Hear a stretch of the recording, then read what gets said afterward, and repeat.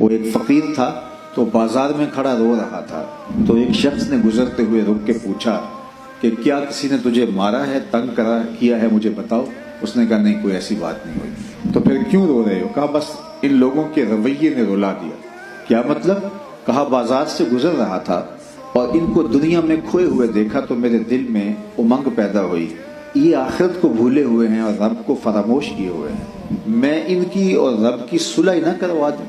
تو میں نے اس سے بات کی تو اس نے کہا کوئی بات نہیں، میری چوکھٹ پہ لے آ، ایک آنسو سے تمام گناہ معاف کر دوں گا۔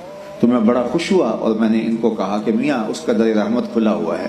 تو یہ الٹا میرا مذاق اڑانے لگے، جا بابا کام کر، تمہیں کیا پتا کدھر سے نکل آتے ہو۔ تو ان کے رویے نے مجھے رلا دیا، وہ تو مان رہا تھا، یہی نہیں مانے۔ خیر 2-4 دن گزرے تو وہی فقیر، وہی بابا قبرستان میں کھڑا رو رہا تھا۔ تو وہی شخص دوبارہ ادھر سے گزرا تو دیکھا کہ بابا قبرستان کے کنارے کھڑا رو رہا ہے، تو وہ پھر رک گیا۔ کہا بابا بازاروں میں بھی روتا ہے، قبرستانوں میں بھی روتا ہے، کیا ماجرا ہے، آج کیا ہوا؟ کہا اس دن ان سے مایوس ہو گیا تھا تو آج ادھر نکل آیا اور میرا خیال ہوا کہ ان کی یعنی قبرستان والوں کے رب کی صلح کروا دیں۔ تو جھٹ سے بولا پھر کیا بنا؟ کہا آج یہ مانتے ہیں، وہ نہیں مانتا۔